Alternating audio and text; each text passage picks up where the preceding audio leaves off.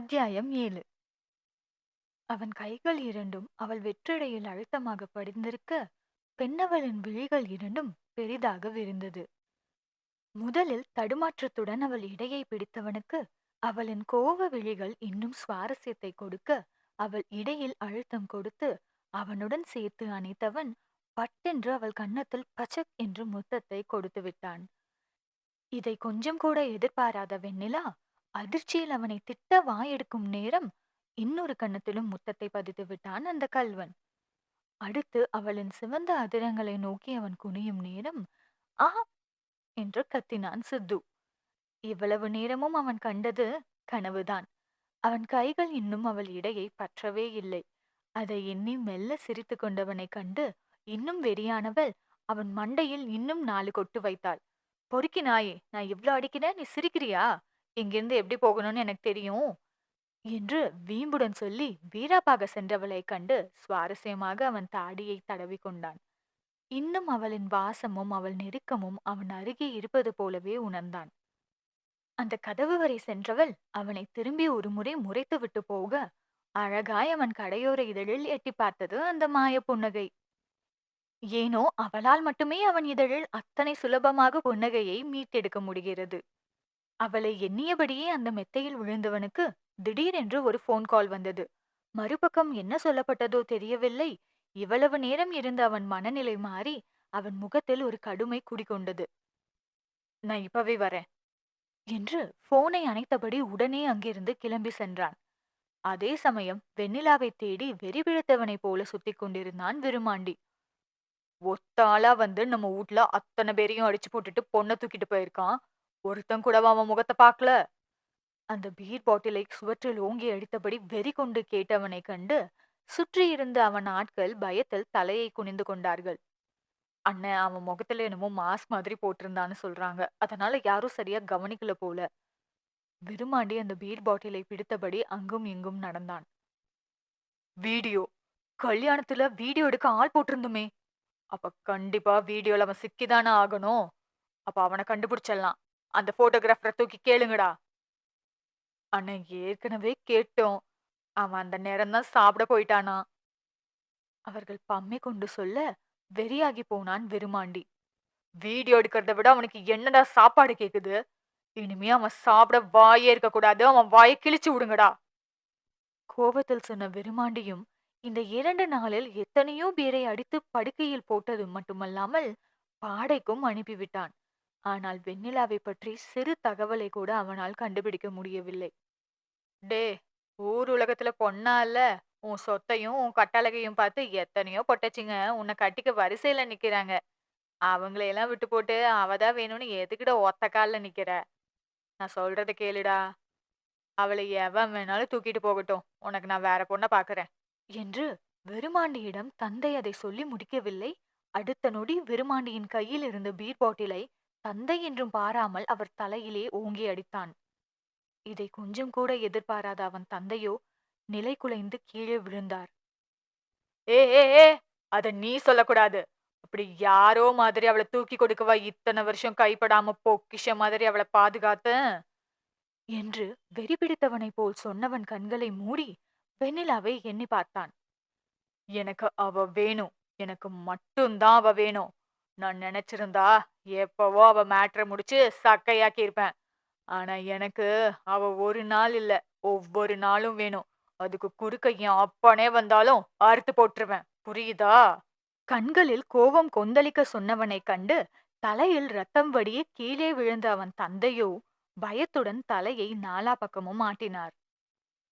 இதே வில்லத்தனத்துக்கு கொஞ்சம் கூட குறையாமல் அங்கே ஒருத்தன் உயிர் பிச்சை கேட்டு கத்திக் கொண்டிருக்க தலையை சாய்த்து அதை கண்காட்சி போல் ரசித்துக் கொண்டிருந்தான் சித்தார்த் அபிமன்யு. சார், நான் தெரியாம பண்ணிட்டேன். என்னை விட்டுருங்க. இனிமே நான் அவங்க பின்னாடி போகவே மாட்டேன். ப்ளீஸ் சார், என்னை விட்டுருங்க என்று இரத்த கிளறியாக இருந்த ஒருத்தன் கதறி கேட்க, ஆனால் அந்த கதறலையெல்லாம் பார்த்து கொஞ்சம் கூட மனம் இறங்கவில்லை அந்த கல்மனம் கொண்டவன். உன்னை காதலிக்கலனா ஆசிட் அடிப்பியா என அவன் கையில் வைத்திருந்த ஆசிட் பாட்டிலை பார்த்த வண்ணம் அங்கே கதறிக் கொண்டிருந்தவனை நிமிர்ந்து பார்த்து கேட்டான். தெரியாம பண்ணிட்டேன். இனிமே இப்படி பண்ண மாட்டேன் உண்மதான். இனிமே நீ கண்டிப்பா பண்ண மாட்ட. ஏன்னா அத பண்ண நீ இருக்க மாட்டியே! என்று வில்லத்தனமாய் சிரித்த சித்து, விசில் அடித்து யாரையோ அழைத்தான். அந்த சத்தம் கேட்டு பாதி முகம் கருகி அழுகிய நிலையில் கலங்கிய கண்களுடன் வந்து நின்றாள் முக்காடு போட்ட பெண் ஒருத்தி. அந்த பெண்ணை பார்த்ததும் அங்கு இரத்தக் கிளறியாக இருந்தவனின் கண்களில் அப்பட்டமான பயம் எட்டிப் பார்த்தது. சித்து அந்த பெண்ணின் கையில் ஆசிட் பாட்டிலை கொடுத்தான். நீ அனுபவிச்ச அதே வலிய அவனும் அனுபவிக்கணும். ஊத்துமா என்று அந்த ஆசிட் பாட்டிலை அந்த பெண்ணின் கையில் கொடுத்தான். நடுங்கிய கரத்துடன் ஆசிட் பாட்டிலை வாங்கிய அந்த பெண் அழுத முகத்துடன் அங்கே இரத்த கிளறியாக இருந்தவனின் முகத்தை பார்த்தாள். அவன் கண்களில் அந்த சம்பவம் கண்முன்னே ஓடியது. வழக்கம் போல் கல்லூரி விட்டு வீட்டுக்கு வந்த அவளை வழிமறித்து வந்து நின்றது ஒரு கருப்பு நிற கார் ஒன்று.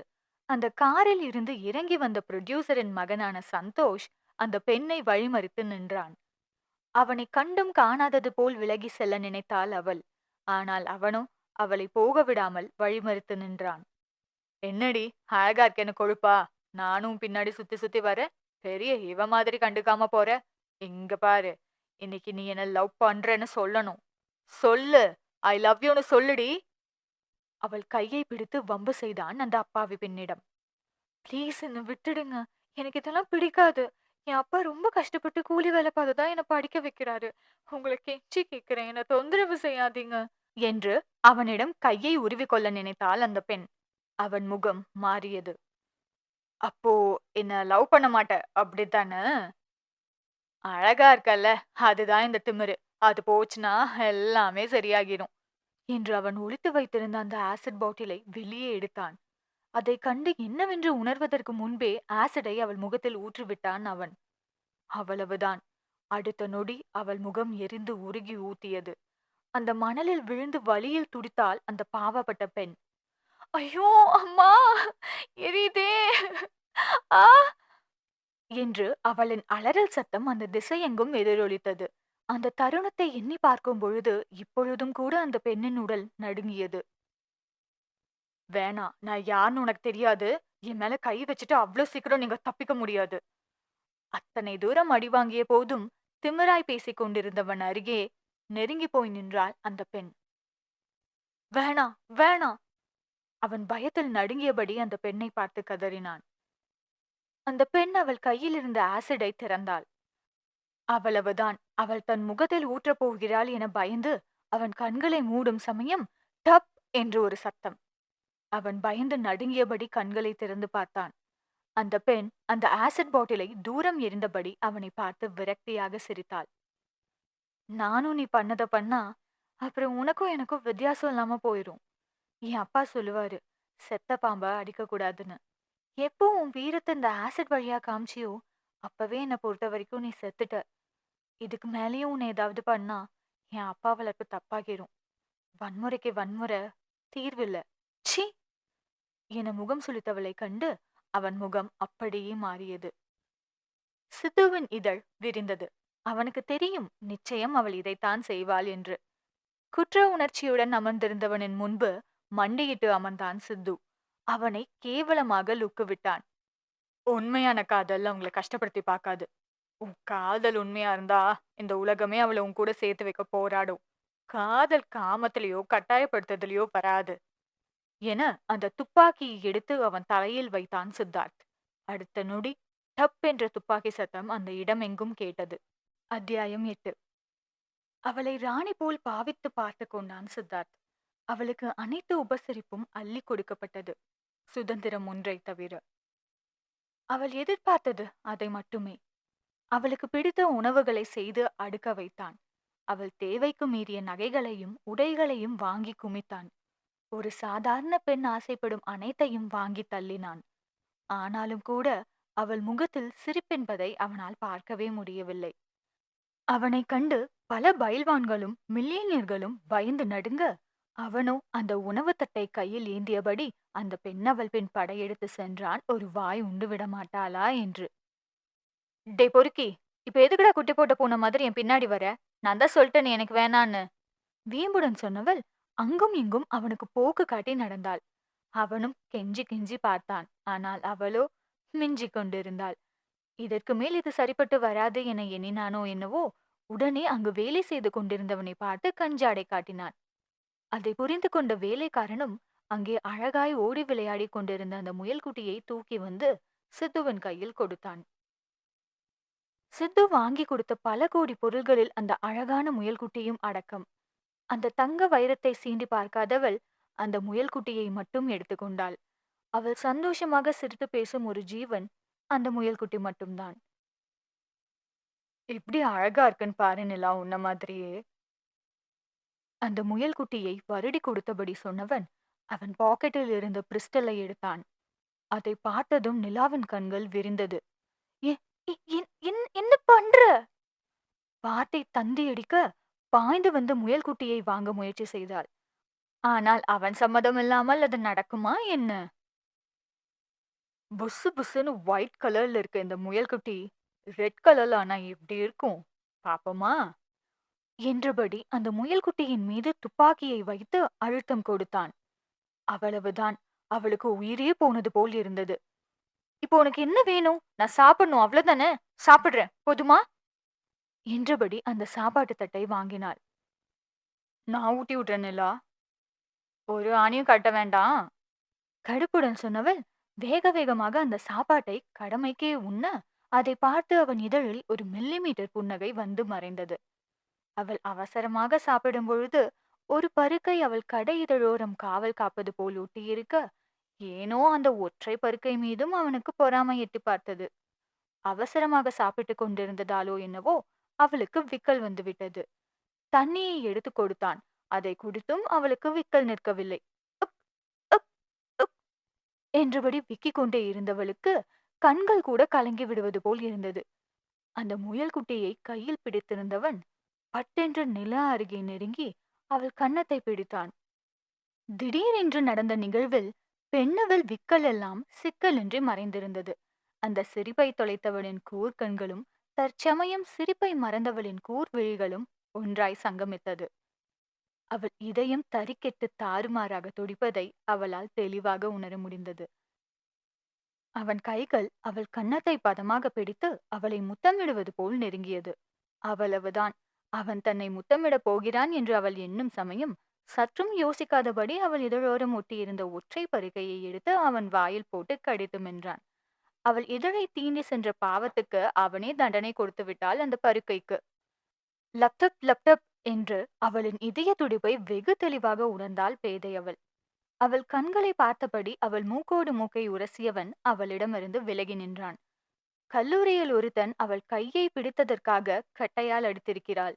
முறைமாமன் ஒருத்தன் முடியை தொட்டதற்காக அவனை மொட்டையடித்து விட்டிருக்கிறாள். அத்தை மகன் ஒருத்தன் அப்படி இப்படி பார்த்ததனால் அவனை ஓட ஓட விரட்டியிருக்கிறாள். இப்படி பார்த்ததற்கெல்லாம் பல்லை பேத்தவள் இன்று மில்லிமீட்டர் இடைவெளியில் அவள் நாடி வரை சீண்டிவிட்டு செல்பவனை கண்டு வெறுமனே நிற்பதேன்? 2 எட்டு எடுத்து வைத்தவன் அவள் பக்கம் திரும்பி பார்த்தான். பெண்ணவளும் பதட்டமான கண்களுடன் அவனை நிமிர்ந்து பார்த்தாள். உனக்கும் பிடிச்சிருக்கு? அவள் கண்களை பார்த்தபடி சொன்னான். என்ன பிடிச்சிருக்கு? அவன் சொல்வதற்கான அர்த்தம் புரிந்தாலும் திக்கி வந்தது அவள் வார்த்தைகள். என்னதான்? அவன் கண்களில் குறும்பு. அப்படி அப்படிலாம் ஒன்னும் இல்லையே, உன்னை எனக்கு பிடிக்கவே பிடிக்காது, வீம்பாக சொன்னாள். ஆஹா, பார்த்தேன். கண்களில் குறும்புடன் விசில் அடித்தபடி சொன்னவன் அவளை பார்த்து ஒற்றை கண்ணடித்து விட்டு செல்ல அவளுக்கு தான் என்னவோ போலாகிவிட்டது. பதட்டமாக சுற்றி முற்றிலும் பார்த்தாள். அங்கு வேலை செய்பவர்கள் எல்லாம் அவர்கள் வேலையில்தான் கவனமாக இருந்தார்கள். நல்ல வேலை, இதை யாரும் பார்க்கவில்லை என்று அப்பொழுதுதான் அவளுக்கு பெரும் மூச்சே வந்தது. அவனை புரிந்து கொள்ளவே முடியவில்லை. திடீரென்று கடத்தி வந்தான், திடீரென்று காதல் என்கிறான், திடீரென்று கண்ணை அடிக்கிறான். இவனை எந்த வகையில் சேர்ப்பதென்று தெரியாமல் திணறிக் கொண்டிருக்கிறாள். ஆனால் அவளுக்கு புரியாத ஒரே விஷயம், ஏன் அவன் நெருங்கி வரும்பொழுது அவனை எதுவும் செய்யவில்லை, அவன் மீது கோபம் கொள்ளவில்லை, அதுதான் அவளுக்கும் புரியாது இருந்தது. அதே நேரம் அறைக்குள் வந்த சித்தார்த் பெரும்பாடு பட்டான். அவன் ஹார்மோன் எல்லாம் கண்ட மேனிக்கு வேலை செய்து கொண்டிருந்தது. இதயம் வேகமாக துடித்தது. அந்த ஷவரை நிறுத்திவிட்டு அதன் கீழ் நின்றவன் கண்களை மூடி தன்னை நிதானப்படுத்தினான். கூல் என்று தனக்கு தானே சொல்லிக் கொண்டாலும் இன்னும் அவனால் அந்த உணர்வு பிடியிலிருந்து விலகவே முடியவில்லை. அவன் மூடிய கண்கள் வழி வந்து நின்றது சற்று முன் அவன் பார்த்த நிலாவின் உருவம். அவளை காதலிக்கிறான். வெறி பிடித்தவனைப் போல காதலிக்கிறான். அதுவும் கொஞ்சம் நஞ்சம் அல்ல. கொன்று போடும் காதல் அது. அப்படி அவள் மீது பைத்தியமாக இருப்பவன் இத்தனை நெருக்கத்தில் அவளை பார்த்தால் எப்படி பித்தம் கொள்ளாமல் இருக்க முடியும்? அவளை முத்தமிடு என்ற மனதை கடினப்பட்டு அடக்கி அவளை விட்டு விலகி வர அவன் பட்ட பாடு அவனுக்கு தான் தெரியும். அதுவும் அவள் சிவந்த அதிரங்கள் இப்பொழுதும் அவன் சிந்தையை விட்டு அகலவே இல்லை. என்னமோ பண்றா. சிறு புன்னகையுடன் தலையை சிலுப்பிக் கொண்டான். இப்படி அப்படி என்று சுற்றியிருந்த ஒவ்வொரு கேமராக்களையும் தேடி கண்டுபிடித்து சித்தார்த்தின் ஜீப்பை ஒரு கேமரா மூலம் கண்டுபிடித்து விட்டார்கள். ஆனால் அவர்களுக்கே டஃப் கொடுக்கும்படி அவன் ஜீப்பில் நம்பர் இல்லை. அண்ணே, ரொம்ப தெளிவாதான் உள்ள இறங்கி இருக்கான். மாட்டக்கூடாதுன்னு கார் நம்பர் கூட மாட்டல பாருங்க. உடன் இருந்த ஒருவன் பெருமையாக சொன்னதை கேட்டு அவன் கன்னத்தில் ஓங்கி அறைந்தான் வெறுமாண்டி. ஏன் முன்னாடியே அவனை புகழ்ந்து பேசுறியா? பொலி போட்டுருவேன். கண்டிப்பா எதுலயாவது அவன் முகம் சிக்கி இருக்கும். போய் தேடுங்க. ஒருத்தன் பார்த்திருந்தாலும் அவனை தூக்கிட்டு வாங்க. பார்த்தவனுக்கு 10 லட்சம் பணம்னு சொல்லு. என்ன வேணாலும் சொல்லு. ஆனா எனக்கு அவன் வேணும் என்று கண்கள் இரண்டும் சிவக்க சொன்னவன் ஒரு மாதிரி தலையை சாய்த்து பார்த்தான் அந்த பக்கம் வயலுக்கு நெல் விதைக்க சென்ற பெண்ணை. அவளை வர சொல்லு என்றான் முழு போதையில். அண்ணே, அந்த பொண்ணுக்கு இன்னும் 3 நாள்ல நிச்சயம். அந்த அடியால் கொஞ்சம் தயங்கியபடியே சொன்னான். உனக்கு பொண்டாட்டி ஆக போறவ இல்லல்ல? நக்கலாக இதழ் வளைத்து கேட்டான். அவன் இல்லை என்று தலையாட்டினான். உனக்கு பொண்டாட்டி ஆக போறவளா இருந்தாலும் எனக்கு அதை பத்தி கவலை இல்ல. போய் தூக்கிட்டு வா என்று அங்கும் இங்கும் உடலை வளைத்துக் கொண்டு அந்த பம்ப்செட் ரூமுக்குள் சென்றான் விருமாண்டி.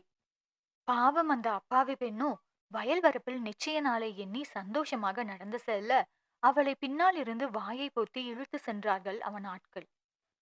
அந்த பெண்ணும் அவர்களிடம் இருந்து விலகி செல்ல முயன்று பார்த்தாள். ஆனால் அவள் எவ்வளவு திமிரிய போதும் அவர்களிடத்திலிருந்து அவளால் இம்மி அளவுக்கு கூட நகர முடியவில்லை என்பதே உண்மை. அந்த பெண்ணை தூக்கி சென்று அந்த ரூமுக்குள் விட்டவர்கள் வெளியே கதவை மூடி அங்கிருந்து விலகி செல்ல அந்த ரூமுக்குள் இருந்து அந்த பெண்ணின் அலறல் சத்தம் கேட்டது. அது அவர்கள் காது வழி கேட்டாலும் கூட அவர்கள் எதுவும் செய்ய முடியாது. அவர்களால் மட்டுமல்ல, அங்கு யாராலும் விருமாண்டியை எதிர்த்து ஒரு கேள்வி கூட கேட்க முடியாது. அவன் அப்படித்தான். இரக்கம் என்ற எழுத்துக்கு இலக்கணம் அறியாதவன். கன்னி பெண்களை கண்டால் அவன் கண்கள் கழுகாய் வட்டமிடும். அதுவும் அவர்களை வேட்டையாடும் வரை அவன் ஓய்வதில்லை. அவனால் கவலைக்கிடமான பெண்களின் எண்ணிக்கை எண்ணில் அடங்காதது. ஆ, என்ன விட்டுருங்கண்ணா என்று அந்த பாவப்பட்ட பெண்ணவளின் சத்தம் அந்த பக்கம் எங்கும் எதிரொலித்தது. ஆனால் அவளை அந்த ராட்சசனிடம் மீட்க யாரும் இல்லை என்பதே கசப்பான உண்மை. அந்த ராவணன் ராமனிடமிருந்து சீதையை கடத்தி சென்றிருக்கலாம். ஆனால் இந்த ராவணன் ராட்சசனிடமிருந்து சீதையை கடத்தி வந்திருக்கிறான். அந்த பெண்ணின் கதறல் ஓலம் மரண ஓலமாக முடியாதிருக்க வேண்டும் என்று அங்கிருந்த சில கருணை உள்ளம் கொண்டவர்கள் கடவுளிடம் பிரார்த்தனை செய்ய மட்டுமே முடிந்தது. அத்தியாயம் 9. அங்கே பூத்து குலுங்கிய மலர்களை வெறுத்து பார்த்து கொண்டிருந்தாள் வெண்ணிலா. அங்கிருந்து தப்பித்து செல்ல அவளால் முயன்ற அளவுக்கு முயற்சி செய்து பார்த்து விட்டாள். ஆனால் அவளால் அந்த பேலஸை தாண்டி கூட வெளியே செல்ல முடியவில்லை என்பதே நிதர்சனம். முக்கியமான மீட்டிங்கில் இருந்த சித்தார்த் அவன் கணினி வழியாக வெண்ணிலாவை அடிக்கொரு முறை நோட்டம் விட்டு கொண்டே இருந்தான். பாஸ், நம்ம 5Dல பண்ணி கொடுக்கலான்னு பிளான் பண்ணியிருக்கோம். அவங்க பட்ஜெட் எப்படி இருந்தாலும் சரி, ஆனா பிலிம் நல்லா வரணும்னு சொல்லியிருக்காங்க என்று எம்ப்ளாயி சொன்னதெல்லாம் அவன் காது வழி சீண்டினால்தானே. அவனுக்கு என்னவோ அவளின் வாடிய முகத்தை பார்க்கும் பொழுது கஷ்டமாக இருந்தது. பாஸ், அவன் அசிஸ்டன்ட் அழைக்கும் சத்தம் கேட்டு அவர்களை திரும்பி பார்த்தான் சித்தார்த். என்ன ஐடியா ஓகேவா பாஸ்? என்ன ஐடியா? அங்கிருந்த ஒவ்வொருவரும் அவனை வினோதமாக பார்த்தார்கள். மற்ற நேரத்தில் எப்படி வேண்டுமானாலும் இருக்கலாம், ஆனால் வேலை என்று வந்துவிட்டால் கவனமாக இருக்க வேண்டும் என்று அடிக்கடி சொல்பவன் இப்படி கவனமில்லாமல் இருக்கிறான். வந்து பாஸ், நம்ம ஐடியா. சிவா, எனக்கு ஒரு முக்கியமான வேலை இருக்கு. நான் இப்ப போயாகணும். எதுவா இருந்தாலும் நீயே பாத்துக்கோ. ஃபைனல் மெயில் பண்ணு, நான் செக் பண்றேன் என்று மீட்டிங்கில் கவனம் இல்லாதவன் அவசரமாக கிளம்பி வந்தான். அவளின் வாடிய முகத்தை பார்க்கும் பொழுது அவன் மனம் பிசைந்தது. என்னாச்சு பாஸுக்கு? இப்போலாம் வித்தியாசமா நடந்துக்கிறாரு. அங்கிருந்த ஒவ்வொருத்தரும் ஒவ்வொரு விதமாக பேசிக் கொண்டார்கள். என்ன வேகத்தில் வந்தானோ தெரியவில்லை. தோட்டத்து பக்கம் சோகமாய் அமர்ந்திருந்தவளின் முன்னே வந்து நின்றான். அவன் வந்திருக்கிறான் என்று தெரிந்தபோதும் அவனை நிமிர்ந்து பார்க்கவில்லை அவன். நிலா, வார்த்தையில் மென்மையை கூட்டி அழைத்தான். பெண்ணவள் அவனை நிமிர்ந்து பாராமல் அமர்ந்திருந்தாள். அந்த 6 அடி ஆண்மகன் அவன் கர்வத்தையெல்லாம் உடைத்து அவள் முன் மண்டியிட்டு அமர்ந்தான். இப்பொழுது மெல்ல அவன் பக்கம் பார்வையை திருப்பினாள் வெண்ணிலா. ஏன் சோகமா இருக்க? அவன் கண்களிலும் அப்பட்டமான வருத்தம் தெரிந்தது. அவள் சற்று முகம் கோணினாலும் அதை அவனால் தாங்கிக் கொள்ள முடியாது. ஒன்னும் இல்ல. அவள் வாய்தான் அப்படி சொன்னது. ஆனால் அவள் கண்களில் இருந்த சோகம் சொன்னது, அவள் தன் குடும்பத்தையும் தந்தையையும் பிரிந்து கவலை கொள்கிறாள் என்று. தந்தையின் செல்ல மகள் அவள். சொல்லுடி. நான் உன்னை விட ஒரு வயசு பெரிய பொண்ணு. டீ போட்டு கூப்பிட்டா செப்பல்ஸ் பிஞ்சிரும். சுல்லென்ற கோபத்துடன் சொன்னவளை கண்டு அவன் கண்ணில் ஒரு சுவாரஸ்யம். அவள் மனநிலையை மாற்றுவதற்கு அதையே பயன்படுத்தி கொண்டான். நான் அப்படித்தாண்டி டீ போட்டு பேசுவேன்டி. என்னடி பண்ணுவ? டி டி டி டி டி. வேண்டுமென்று வெறுப்பேற்று பார்த்தான். அவள் சோகமெல்லாம் பறந்து கோபம் குடிகொண்டது. வேணா குட்டி, உனக்கு என்ன பத்தி தெரியாது, அப்படி சொல்லாத. பல்லை கடித்தபடி சொன்னவளை கண்டு அவன் கடையோர இதழில் ஒரு காந்தர்வ புன்னகை கண்ணுக்கே தெரியாத அளவில் கண் சிமிட்டி சென்றது. சொன்னா என்னடி பண்ணுவ? அவனுக்கு தெரியும், நிச்சயம் அவள் விபரீதமாகத்தான் செய்வாள் என்று. அவளும் எவ்வளவு நேரம்தான் பொறுமையாக இருப்பாள்? சுற்றி முற்றிலும் பார்த்தவள் பக்கத்தில் இருந்த இரும்பு வாளியை தூக்கிவிட்டாள் அவனை அடிப்பதற்கு. ஓடி போயிரு, இல்லன்னு வையே, அடிச்சே கொன்றுவேன். அந்த நுனிமூக்கு சிவக்க சொன்னவளை கண்டு அவன் சுவாரஸ்யம்தான் கூடியதே தவிர பயம் கூடவில்லை. சரி, அப்ப கேம் வச்சுக்கலாம்.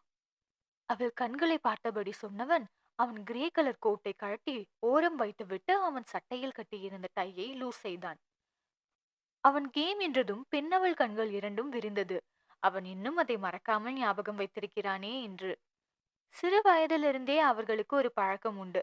அதாவது, அவர்கள் இருவரும் வெவ்வேறு விஷயத்தை சொல்லும் பொழுது அதில் யார் முடிவை எடுத்துக்கொள்ள வேண்டும் என்பதற்காக அவர்கள் இருவருக்கும் இடையே ஏதாவது ஒரு போட்டி வைத்துக் கொள்வார்கள். அது என்ன போட்டியாக வேண்டுமானாலும் இருக்கலாம். செஸ், கேரம், ரன்னிங், வாலிபால், இப்படி எது வேண்டுமானாலும் இருக்கலாம். அதில் யார் வெற்றி பெறுகிறார்களோ அவர்கள் சொல்வதை தான் இன்னொருவர் கேட்க வேண்டும். என்ன, ஓகேவா? அவன் ஒற்றை புருவம் உயர்த்தி நக்கலாக கேட்டான். நான் வரல. அவனை முறைத்தபடி சொன்னவள் அங்கிருந்து விலகி நடக்கும் வேளை அவன் குரலை கேட்டு திரும்பி பார்த்தாள். உனக்கு பயம் என்கிட்ட தோத்து போயிருவோமோன்னு. நீ இப்ப கேம் பிளே பண்ண வரலன்னா நிச்சயம் உன்னை டீ போட்டு தான் சொல்லுவேன். என்கிட்ட தோத்து போயிட்டேன்னா அதான் அர்த்தம். அந்த டையை அவிழ்த்து தூரம் வீசியவன் அவன் சட்டை பட்டனை கழட்டி விட்டபடி நக்கலாக சொன்னான். எரிச்சலாய் திரும்பியவள் அவனை பார்த்து பல்லை கடித்தாள். இப்போ உனக்கு என்ன தாண்டா பிரச்சனை? விளையாடலாம். அழகாய் கன்சுமிட்டி சொன்னான். அவளுக்கு புரிந்தது, அவள் மட்டும் இப்பொழுது விளையாடவில்லை என்றால் அவளை வேண்டுமென்றே வம்பிழுப்பான் என்று. சரி, வரேன், வந்து தொலைக்கிறேன். பல்லை கடித்தபடி அவன் முன்னே வந்து அமர்ந்தாள். இதை கண்டு இதழில் எட்டி பார்த்த குறும்பு புன்னகையை அவளுக்கு தெரியாமல் மறைத்துக் கொண்டான். என்ன கேம்? வேண்டா வெறுப்பாக கேட்டாள். Anything for your choice. Nila யோசித்தாள். அவனை தோற்கடிக்கும்படி ஏதாவது ஒரு கேமை கண்டுபிடிக்க வேண்டும். அவன் அவ்வளவு விளையாட மாட்டான். ஒவ்வொரு முறையும் சிறு வயதில் அவனை தோற்று போவான். அதனால் இந்த முறையும் தோற்று விடுவான் என்று அவனை சாதாரணமாக எண்ணிவிட்டாள். ஆனால் அவளுக்கு தெரியாது, ஒவ்வொரு முறையும் அவளை ஜெயிக்க வைக்க அவன் தோற்று போனான் என்பது. ஸ்கிப்பிங். யார் ரொம்ப நேரம் ஸ்கிப்பிங் பண்றாங்கன்னு பார்க்கலாம். அதுல நான் தான் ஜித்து.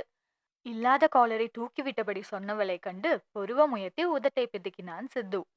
வெல், அப்போ ஓகே என்று அவன் கையை தட்டியதும் ஒருவன் பவ்யமாக வந்து ஸ்கிப்பிங் கயிறை கொடுத்துவிட்டு சென்றான். அந்த இருக்கையில் அமர்ந்திருந்த சித்து அந்த கயிறை பெண்ணவள் பக்கம் நீட்டினான். லேடிஸ் ஃபர்ஸ்ட் என்பதை போல். வெண்ணிலாவுக்கு அவள் மீது அதிக நம்பிக்கை இருந்தது.